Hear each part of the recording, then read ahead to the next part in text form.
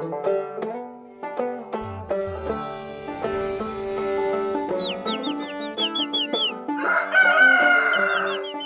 show and tell, and I have the amazing Sharon Dunn here. So I just got to tell everybody who's watching. So how we met was I was at the Reading League conference. I said Hopeville, Rusty Dyer, and then you said, wait a minute, yeah, I know those names. And you were on our monitor here all the time. You were one of our first evidence-based champions from California to help us out on our film. Am I right? You are right. We met at the mixer for Syracuse for the Reading League conference in Syracuse, New York.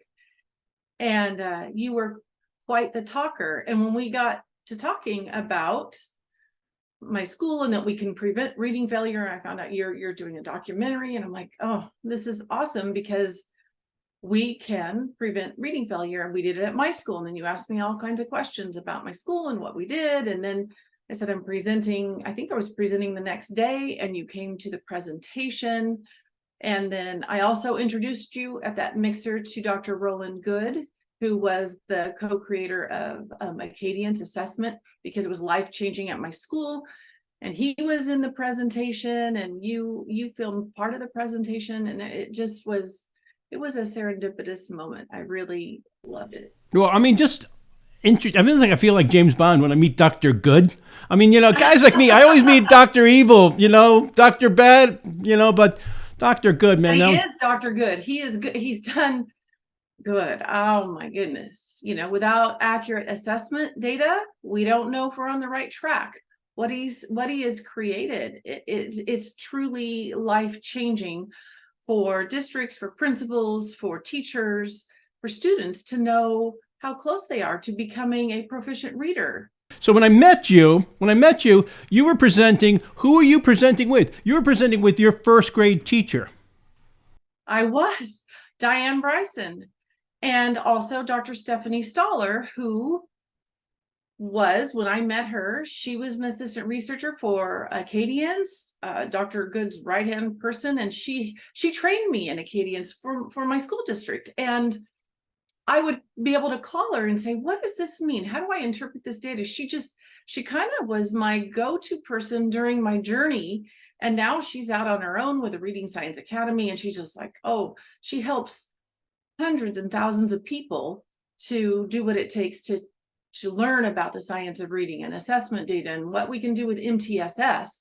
And she helped me with forming MTSS at my school.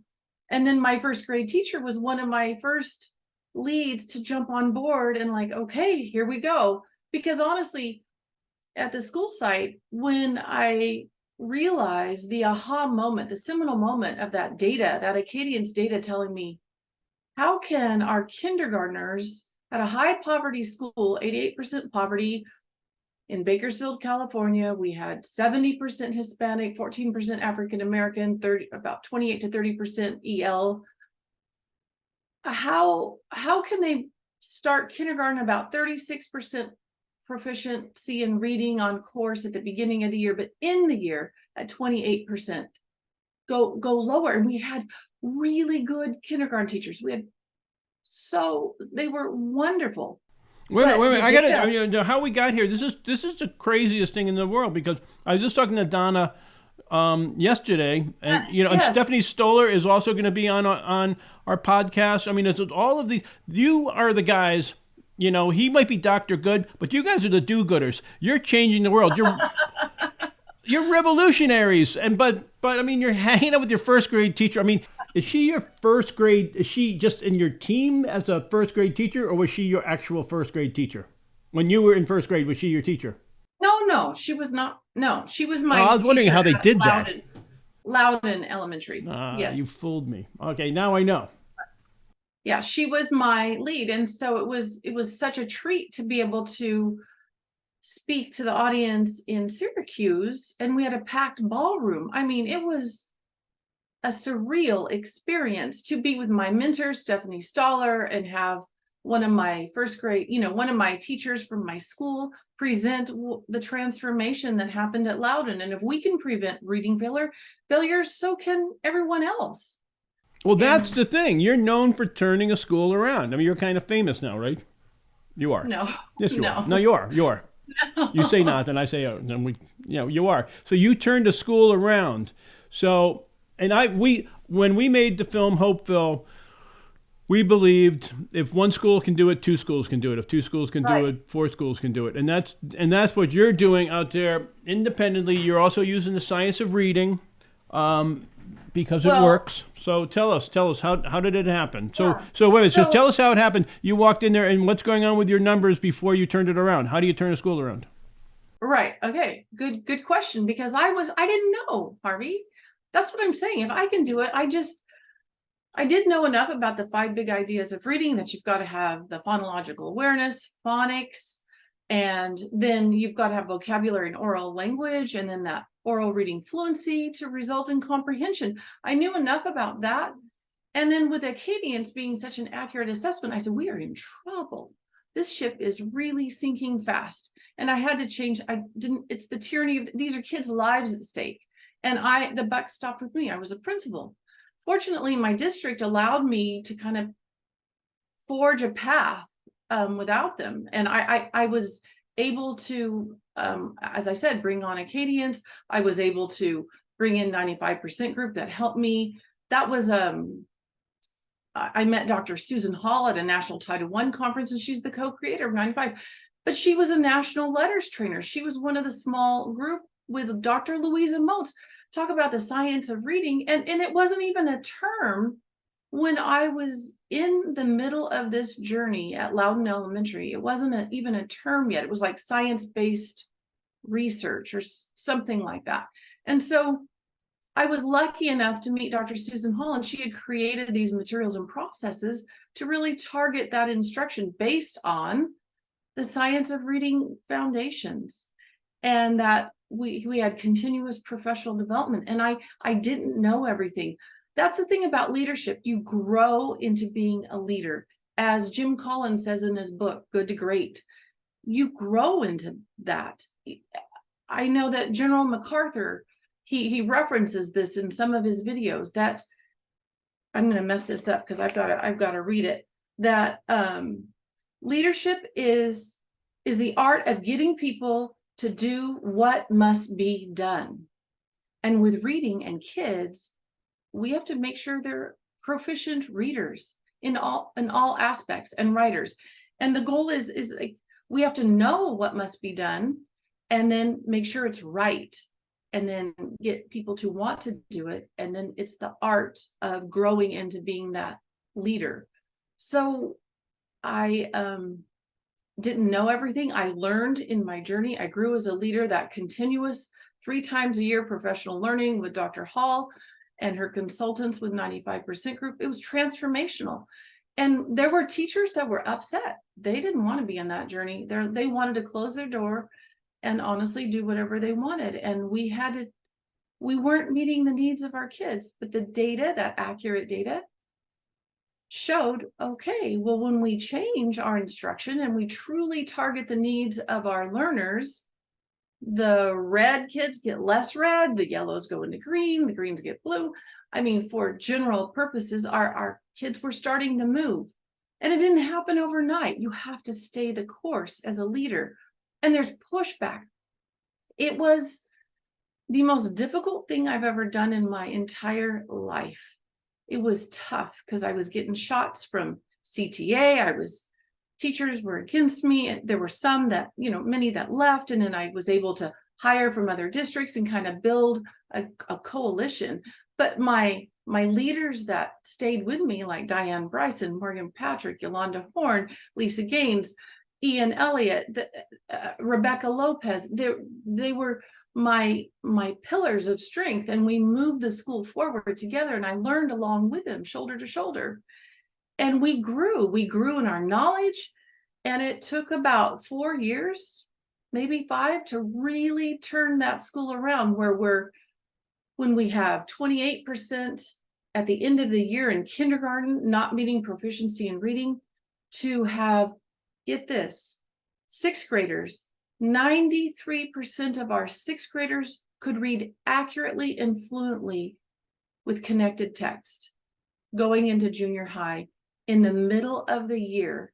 That's what Acadience data told us, that what we did, what the changes we made, what we implemented were spot on. So this is the interesting thing. So now you're a professional who saw the problem, turned it around. When you and I are talking, I'm an old guy, and 4 years of 4 years. But 4 years when you're in fourth grade, or 4 years when you're going into high school, those are huge. And then what happens afterwards is important. You actually have the name of our show is Show and Tell, and you have something to show us. You can I do. Other people can replicate it now, can't they? Oh, 100%. 93% of my sixth graders could read accurately and fluently, according to Acadience data. And we're an 88% poverty school with a lot of barriers, a lot of things to overcome. That's what I'm saying. If we can do it, anyone can do it. If we take a look at our prison populations, where we were just talking, and we look at those statistics, you're talking 75% of the population easily can't read. So you're changing lives. You, as an educator, you go in and make a difference, and you can change Right. lives. Okay. So I'm gonna sit back and drink some coffee, and you're gonna this is great. I appreciate you, because this is Show and Tell, man. Well, I might skip Go around or ahead. whatever. You're the They're boss. just, it really does, for leadership, for anybody in a principal position or district office or superintendent, it really does begin with the beliefs that the purpose of our school is to ensure that all students learn at high levels. And at first, when I would go to conferences and I'm thinking, yeah, but man, we're behind the eight ball. How does that happen? And we have to acknowledge that students learn at different rates and with they need different levels of support, and that we have to create a schedule. And this was huge, that guarantees that students will receive additional opportunities for learning in a systematic way, regardless of who their teacher might be. And I remember saying this to my staff early on in one of our first staff meetings. I have grandkids, and at the time it was one or two grandkids. Now I have five, but I said, I need to be able to put any one of my grandchildren in any one of the classes and be guaranteed that they are going to have the same quality of instruction. And not all teachers want to hear that, but it's a fact. It's up to us. So to accomplish this, you have to build a systems. It's not just, okay, we've got the data, but you've got to have a systematic support. It's matching those students' needs to instruction through a collaborative problem-solving process. And this is where I learned a lot from Dr. Stephanie Stoller. But there have been many people along my journey. I love this quote from Larry Lazote, because it really, high expectations for success will be judged not only by our beliefs, what I just described, but by our behaviors and our response. And it's really about our response. How do we respond? How did I respond to only 28% of my kinders going into first grade to become a proficient reader, when I knew that 72% of those kinders were going to be first graders highly at risk? I had to respond. I had to do something different, and I had to base it in research. And with that accurate data, we were able to implement a collaborative problem solving process, beginning with the universal screener, which was Acadience. We were able to parse it down, like why are 72% of our first graders not meeting proficiency? Well, it was phonemic awareness and phonics. And then we were able to utilize a diagnostic screener. For us, we used 95% group diagnostic, and that was able to tell us, was it an R control vowel? Is it a vowel team? What is the issue? And we had the materials and processes to clean it up. And then we had to progress monitor along the way. Is our instruction working? Is it not? How do we adjust? Maybe the group size is too large. Maybe the teacher needs to be changed, or maybe we need better implementation of this process. We adjusted. It wasn't perfect. It was messy, but it was so Wait a minute. This is a circle. This is the circle, and Yeah. it just keeps going around and around. So I know, I'm the dumb guy. I'm the filmmaker here. That if you're a potter and you're making the wheel, it's a circle and it's going around and around. So you don't just do this once. You're No. constantly checking this and your whole team understands it. Yeah, every grade level. And it was student by student. I knew every student in my school where they were with what the data was telling us. And so as a result of that and driving that forward and year after year staying the course, here is our CASP data. Okay, and so in 2015, to read this chart, there are cohorts. And in 2015, the it's by grade level at the bottom. Sorry, it's, you know what, I just noticed the first set of bars is the third grade, and then it goes fourth grade, fifth grade, and ends in sixth grade. So the dark blue bar was the first year, 2015, when CASP happened in California. We were the lowest in our district. It was embarrassing. 24 schools, Loudon Elementary was the lowest, and I'm in an administrator's meeting, and I'm thinking, oh, and they're looking at me like, okay, well, you just started a walk to learn. You just started this, and look at where your school is. But I knew, just wait and see. I knew our data was moving, but it wasn't coming out at the end of the year CASP yet. We had to fix the reading problem. You fix the reading problem first, and your outcomes for your students are going to be exponentially higher when it comes to real world expectations at end of the year assessment like the CASP in California. So then that's 2015. So you move forward. Look at third grade, the first set of bars in 2019, 68% met proficiency when it was 23 at the beginning. This is staying the course. This is changing instruction. And you go all the way to sixth grade, where 58% in 2019 were meeting or exceeding standards for CASP. Overall, in those 4 or 5 short years, nearly 60% of our students, third through sixth grade, met proficiency. And let me tell you something, Harvey. What happened in March of 2020? This little thing called a pandemic. Yeah. And in March of 2020, so May of 2020, the school districts did not take the CASP assessment. And my teachers were highly upset because they knew, my sixth grade team knew, oh man, we're gonna meet 70% or more at the end of the year assessment this year. Because of that 93%, our data was telling us 93% of our sixth graders were reading accurately and fluently in January of 2020. And they were utterly disappointed that it wouldn't show in the CASP data that we needed another year growth. Of course, we want to hit 95%, but we were on the way. My point is, it's a journey. We were on our way of improving and changing the lives of students forever. Nothing or no one can take away reading proficiency from our students and our underserved students that have barriers to forge through in life. And reading helps open the doors and access opportunity for life, and it trickles out into our community, and it would change our community forever. And I'm so passionate about that. I just get excited when I am able to share our CASP data.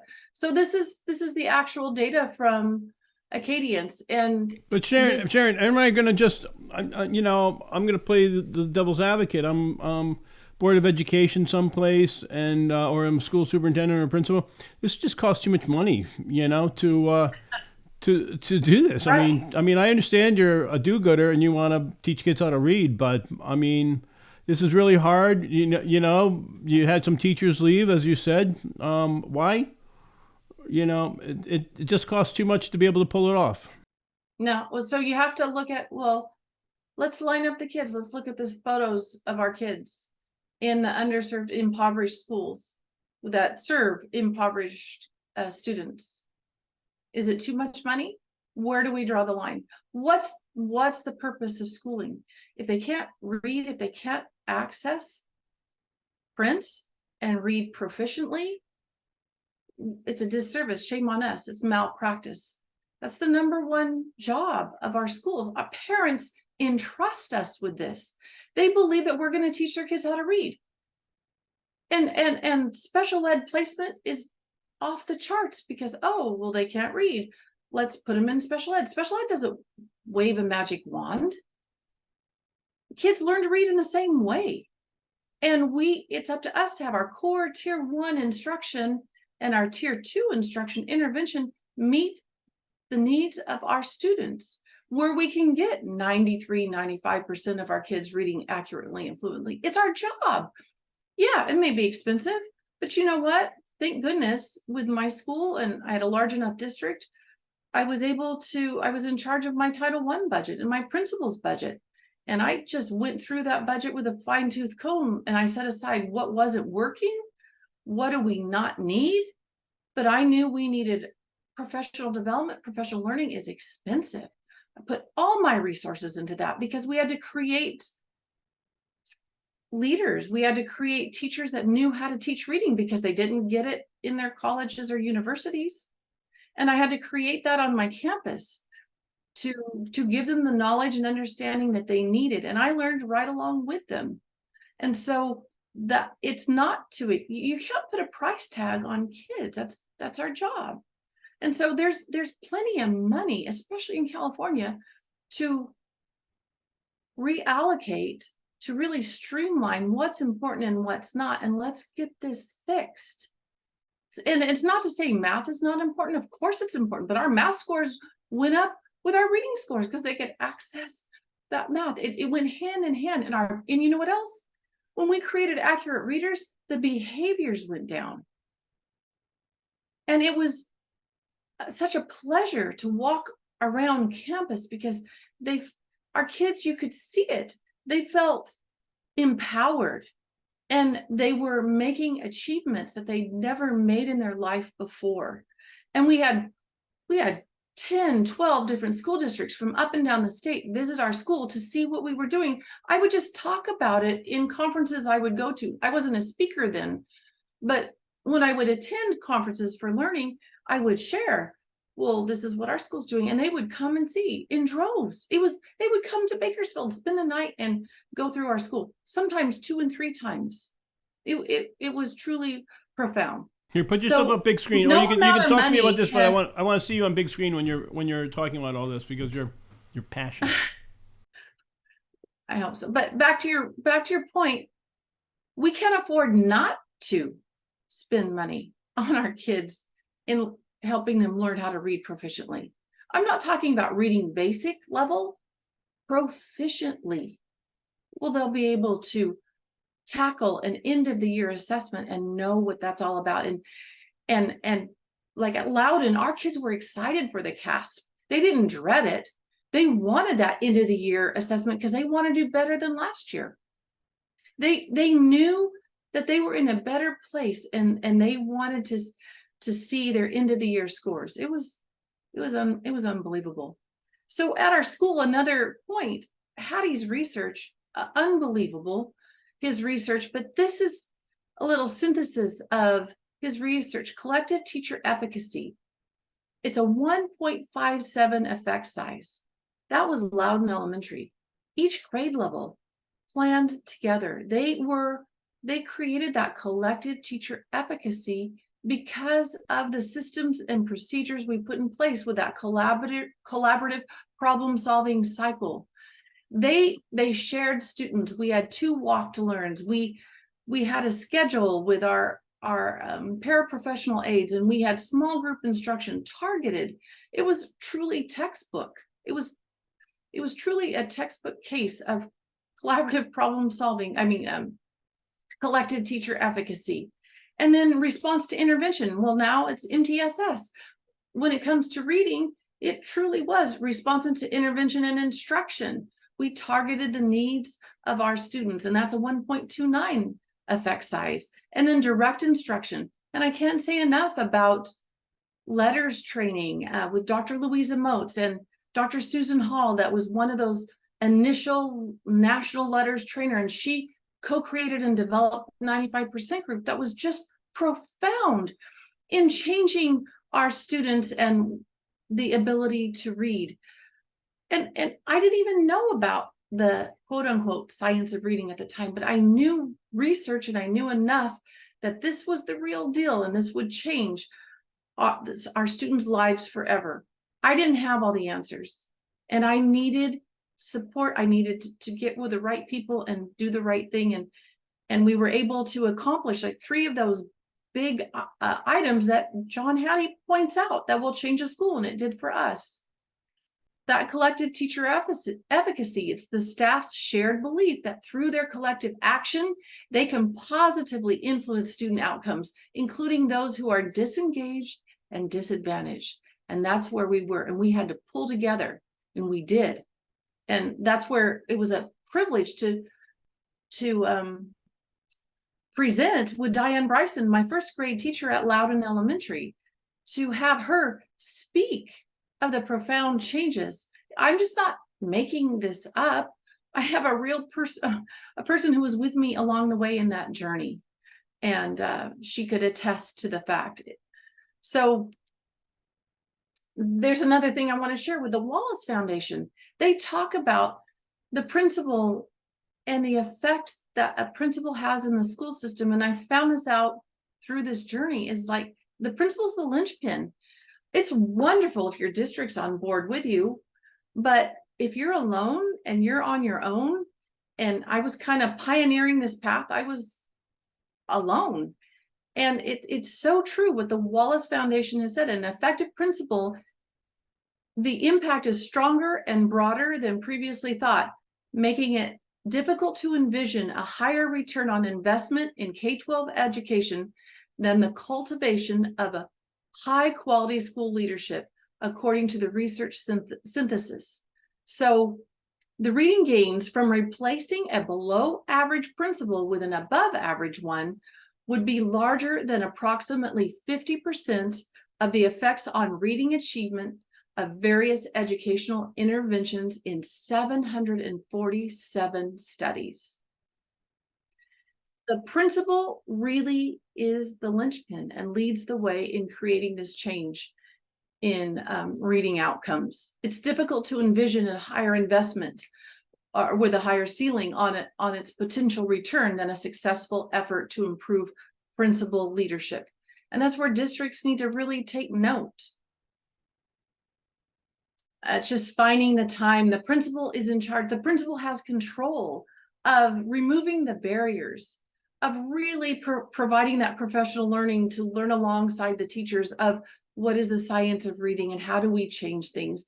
The principal's in charge of that schedule. I had to rearrange recess, lunch, carve out blocks of time, and have our paraprofessionals. I only had 3 hours at the time of paraprofessionals, and have their breaks. And it was a masterpiece of a schedule. It was one of the most difficult things, is hammering out that schedule. But we were able to really target that instruction through a walk to learn schedule, and really targeting the instructional needs to the students, and have the specialists. We had music specialists and art, that was so important, but they had to work around that protected time. Our most important job is to fix that reading problem, and the principals have the ability to remove the barriers and protect the time it takes. And we have to stay the course. And it's like the flywheel effect in in Jim Collins' book, Good to Great. It's a heavy turn, that initial flywheel. It's removing those barriers, and sometimes you feel like you're alone, and getting that flywheel to start moving. But once it moves, it takes off. And the bottom line, you have to be willing to do whatever it takes. Like the Eisenhower quote, we have to do whatever it takes. Are you willing to do that? And that's what it comes down to. Districts have to really ask the question, are we willing to do whatever it takes to fix the reading problem? That's what every board member needs to ask themselves. So I've mentioned Dr. Stephanie Stoller, and she's an MTSS guru in the world of education, but she lets me use this slide. She kind of synthesizes what we need, our schools, our districts, to make this change happen to fix the reading problem. You have to learn about the science of reading. You have to collect the universal screening data as we did with Acadians, and progress monitor along the way. You have to implement that database collaborative problem solving wheel. You have to use that universal screening data to figure out if your tier 1, your core instruction, is right on point or not. And then what does tier 2 look like, and align that tier 2 and the diagnostic assessments to meet the needs. And we had to have boot camps after lunch. Sometimes we couldn't really meet the needs without having an extra scoop. And that's what you do. It's the art of leadership. You have to remove the barriers and do whatever it takes to get these kids to be proficient. That's why we had 93% of our 6th graders proficient in reading. So it really, we are interdependent, like you mentioned before, Harvey. It's learning alongside our teachers, equipping them with the right materials and processes and data to make the decisions in a collaborative problem solving process, that collective teacher efficacy, principals leading the way, your district superintendent and admins being equipped with the knowledge to make these decisions for their district. What are the tenets of the science of reading? What does it mean? How are we going to allocate budgets to make this happen in all our schools? And then our Department of Ed and teacher prep, in California, it's lagging, but hopefully I'm thinking Governor Newsom actually his budget passed where he had money set aside for universal screening for dyslexia. I'm hoping, and there's a trailer bill written for that. And I'm hoping that California is on its way to have that legislature and governor input, and our Department of Ed will follow with making sure that we have science of reading and the tenets imposed for our teacher prep programs, steeped in evidence-based instruction that's in the foundational science of reading tenets. So, Sharon, what I love about this particular slide is, we've talked about it when, you've said before, and I've heard other leaders, administrators say, that's on me. Those numbers are on you. So you have to make a difference, because we know that this is a fixable situation through the science of literacy. We know that this is fixable, but your picture here tells you, if you're a teacher, yeah, get involved. If you're a principal, get involved. If you're a district superintendent or administrator, get involved. Even the parents can go talk to the legislators. The parents can go to these Board of Education meetings. Let your governor know it's important. I mean, this is all fixable, and anybody can do it. Am I close? You're right. It's fixable.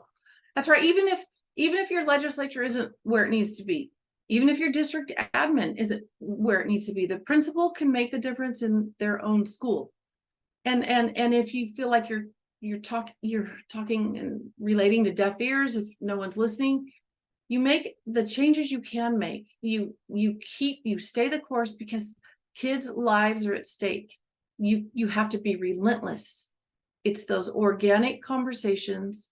It's providing that teacher knowledge. Even if you don't know enough about the science of reading, it's okay. Make a plan, start being equipped, start bringing in professional learning on that topic, and make the changes you can make in your school, and look at that budget and reallocate your resources. You can make a difference. I'm hoping huge districts make this, change in California. We need to move the needle in reading. I mean, when we have over 66% of our kids not proficient in reading, it's criminal. It doesn't need to be. Well, when we're talking about this, This is a national crisis, the literacy crisis. That's why there's 4 films about it right now. There's why there's people. Right. There's 3 million teachers out there. This is happening. California might have something different than South Dakota as a situation, or South Carolina. But we're all still the United States, and we all still know the science of reading still holds true. That you can almost get on the bus at any time and then correct it, because it's the numbers, it's the science that we're talking about. So you can correct it. So when you looked at, I don't know if you saw our advocacy toolkit. I did. It's based in every state, and we're going to, eventually there's going to be more people and more people. So eventually we'll have 100 hours of advocates and how to fight it, and from wherever you are. I mean, you are an administrator, a teacher who became a principal who changed the system. There's going to be parents that we're talking to. There's other educators we're talking to, and other advocates. So there's a lot of ways to get involved and change the system. Am I correct? You are correct. And for example, with Loudon Elementary, we did it against all odds. We had a high poverty, impoverished situation, and there's a lot of history at the school site that created barriers. And I am fortunate to have a district that allowed me to lead that change and do whatever it takes to make those reading improvements. But now you've changed it. Now you've changed it again. Now it has another history of being successful. Oh, yes. And so, I mean, so that's what I'm saying. I'm an optimist. I'm not. That's how crazy I am, that I believe we can actually change the world. That's why I talk to guys like you, because you're actually changing the world. You're changing somebody's life. We don't know when these kids graduate your school and they can read now, what would they have been? What are they going to be? And, things about reading, you get critical thought. You get the ability to be able to have empathy in other people's lives. You make informed decisions. I mean, you and your team drop the pebble in the pond, and we don't know where the ripples are going to end up.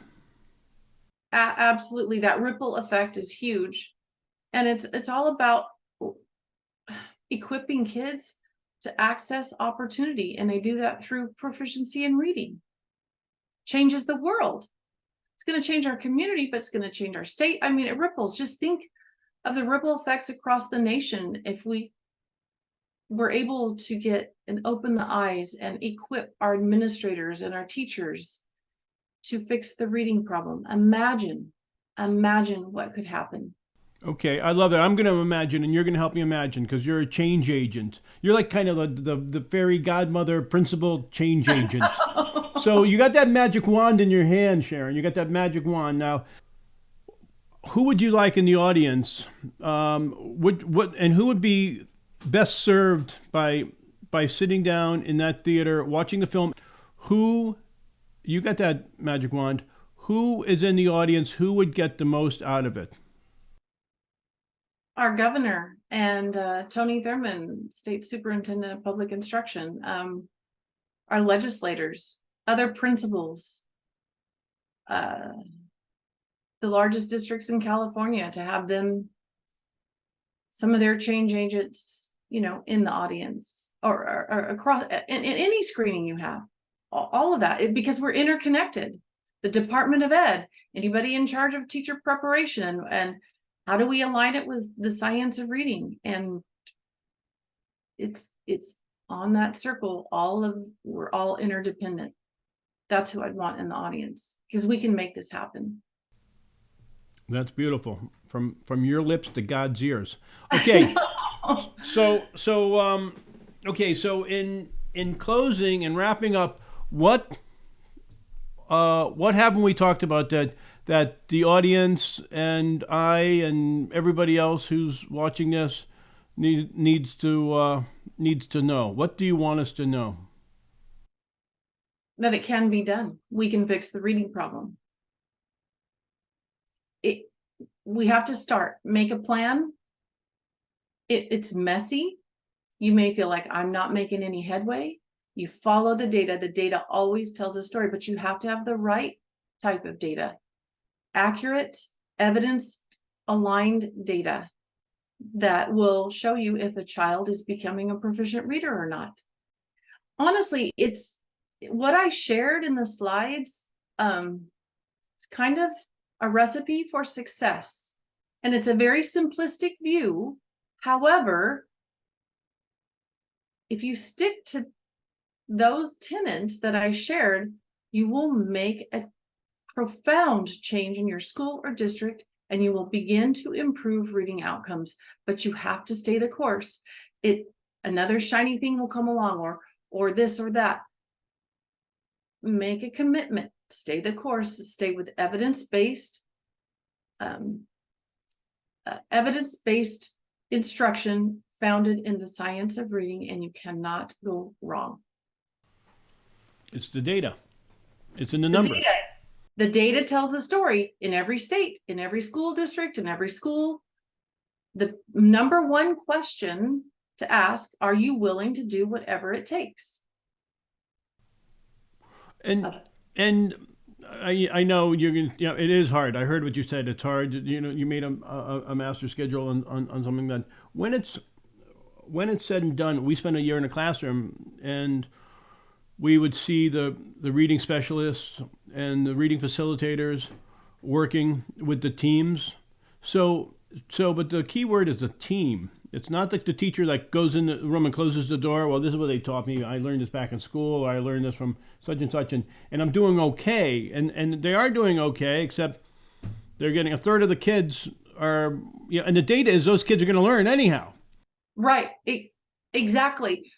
That's probably one of the biggest obstacles with helping teachers understand we can do better, because teachers get attached to certain instructional strategies that they love, that have worked with maybe 35% of the kids. As you state, Harvey, we have about 35% of the kids across the nation that are going to learn no matter really what strategy you have. Reading comes pretty easy. But what do you do with the rest? What do you do with the 65% that need structured literacy, systematic, sequential, explicit instruction in reading? And that's where we have to dig down and go further and change our instruction to meet the needs of those students, every one of them. And so you have to know your school, your grade levels, and build that collective teacher efficacy around that data. How do we pull together as a first grade, kindergarten, first, second, third, fourth, fifth, sixth, seventh, eighth? How do we pull together and calibrate our instruction where we're getting the most targeted instruction to meet the needs for our students? Well, the path of no resistance. We measure that by the data. Well, the path, no, the data's there, but you have to do that. It's easier when you're just going to say, and again, and I don't want to, I'm not the guy who says teachers are this or teachers are that. Some teachers are this, some teachers are that. It's quite easy after you've been a teacher for a long time. There's just, what do you do with the other 30, everybody outside of that 35%, you just label them. This kid's not going to learn. This kid doesn't try hard enough. This kid doesn't do it, as opposed to digging down deep into it. And it's easy for us to go down that path. It's hard for us to go down your path, to take this data and you can say, when people say, I'll believe it when I see it. Well, they can see it when they see the data, can't they? Yes. So that was one of the largest challenges when I was appointed principal at Loudon, was there was a culture, and it's true in that's the culture I taught in when going up teaching kindergarten, third, fifth, sixth grades. You think, okay, well, they're absent a lot, or the parents don't care, or there's this or that, there's excuses. And I had to kind of flip it around and say, okay, true, but the parents send us their best. Those are their kids. Just like, imagine it's your child walking through the door and your child is struggling to read, or your grandchild. How are you going to meet their needs? And it's hard for a teacher to do it by themselves. That's where that collective teacher efficacy, you have to open up the school, you have to open up the grade level and all the paraprofessionals. It's a team. We have to strategically meet the needs, and we have to have that knowledge to know how to meet the needs. For us, it was direct instruction and using 95% group. I didn't have time. Our ship was sinking when I saw 72% of our kinders going into first grade at risk. I didn't have time. I had to figure it out fast. Like, this is bad. And so I had to figure out, I needed a scripted program that's evidence-based. And there's a lot out there. How do you know which is which? But that's where I'm so thankful for the people I knew in my life to go to the Acadians training and meet Dr. Roland Good and Dr. Ruth Kaminsky and ask the hard questions and go in that ballroom with LA Unified or Compton or all of these school districts. What are you doing to change reading? You know, and kind of put the tools in my toolkit and figure out, okay, and know Dr. Stephanie Stoller, and she helped me with that MTSS systems. Okay, I got it, because we were kind of ad hoc. We had a tier 2 intervention, but it was all over the place. It wasn't systematic. And, you know, we were making some gains, but not enough. But Sharon, you're an educated consumer. I mean, you know, nowadays, I mean, you bought a car before in your life. You bought a house. You've and you didn't just maybe you just like, you get off the bus and you say that's the car I'm going to buy, or maybe you try it out, or maybe you ask your sister, your brother-in-law, or your mechanic, or your husband, or somebody else. How about this car? Maybe you read popular mechanics about the car. So what you're saying is there's homework involved. There's a lot of stuff saying that, like, if you read the newspapers and you see the stuff that's in the headlines about what's going on in literacy, we know that to make the right decision. And again, teachers say, "Oh, I've seen this program before. I've seen this program before." But that's the administrator's problem. The principal, the school superintendent, the board of education, they have to do the detective work. They have to kick the tires in that car. They have to take it for a test drive. Absolutely. They have to read consumers reports on that on their purchase.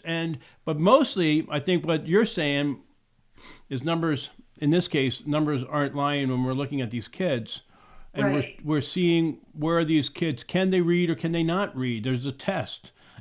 And do you understand what this is? And if that's changing, and as you said, all of a sudden these kids start coming back to school more, they're happy more. I mean, it's hard for your parent to say, oh, my parents are going to get involved. My parents don't speak the language that we're speaking in here. My parents didn't do good in school. There's going to be any number of reasons. So So working parents together that as a would team, typically keep going. parents that would typically give you a teacher a harder time, or an administrator, because their child is falling behind in reading. They know something's wrong, but they don't know how to exactly say it, because they're trusting us to teach their kids how to read. And so we really have to take, I know everyone takes it to heart. I'm not saying the majority of teachers don't. It's just teachers are kind of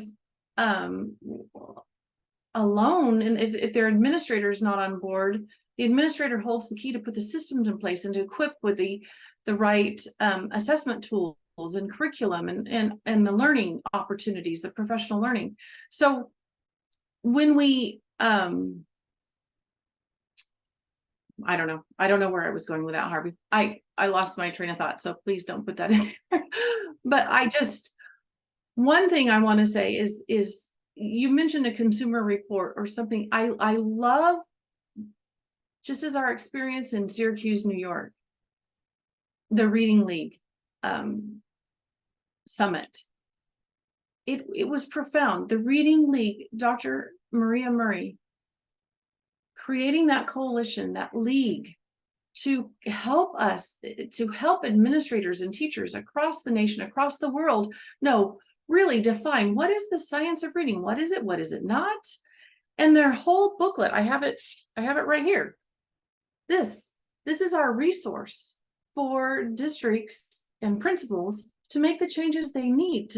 It's a tool in their toolkit that is indispensable. And I love the fact that I was able to speak at that conference and share the story, and then be involved in California. I'm happy to say we just became an official Reading League California chapter this last week. Our website will be up and running in another week, and we're hoping to help move the needle in California to get more kids proficient in reading, and come alongside with our mission partners, with Todd Collins, the trustee on the board in Palo Alto, and Kareem Weaver, and Margaret Goldberg, and Linda Diamond, that helps us in California on the Reading League, and all of these people. they are so passionate about changing the outcomes and improving reading outcomes for our students. But the Reading League is really a guidebook, a guidance to what we can do to improve reading outcomes. It's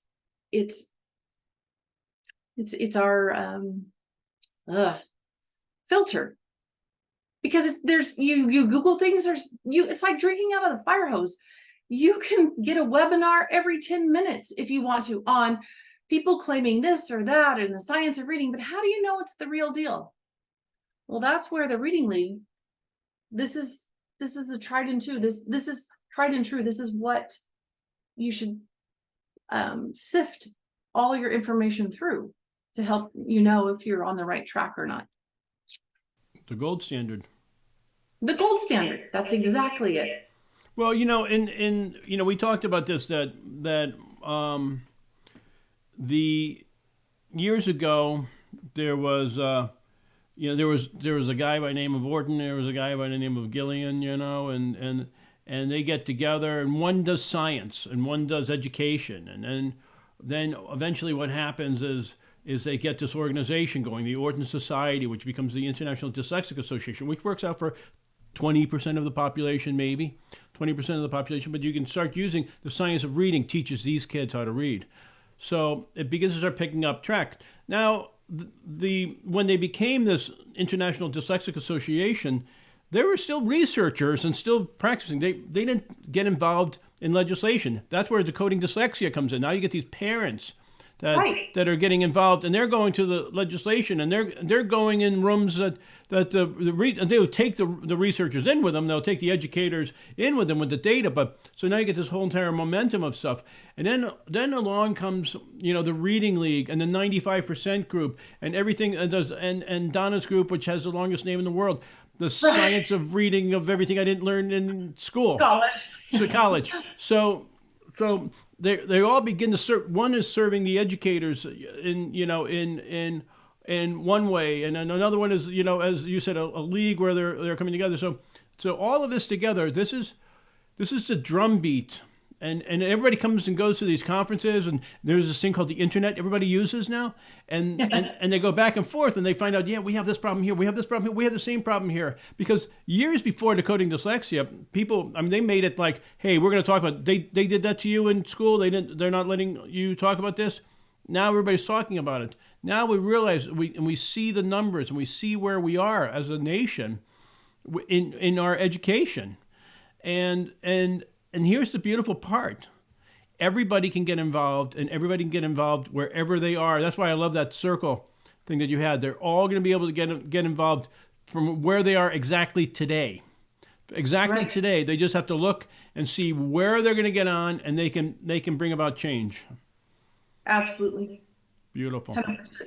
Well, I love that we're here talking. I can't wait to see you in a couple of weeks in California, and we're gonna have a lot of fun, and we're gonna do a lot of internet stuff, and thank you for being on our podcast. Thank you so much for this opportunity. Thank you for having me. Thank you very much. All right, we're gonna be talking soon, and anything else you want to put in right now before? Thank you. It was so good to see you, and I just appreciate all the work you're doing. You're like a dog on a bone. You got it going. So it's great. Well, I'm kind of like fleas on a dog too. So, all right. Well, I am so happy. I am honored to be seen by you, and I'm so happy we're talking. I'm so happy to be working with you, and I'm honored to know you and all the good work you're doing. And you and your educators, you're the you're the pebble in the pond, and the ripples that are out there, and nobody knows what kind of change it's going to be, but we can figure out by taking a look at the data what kind of response, what kind of a better world it's going to be. Absolutely.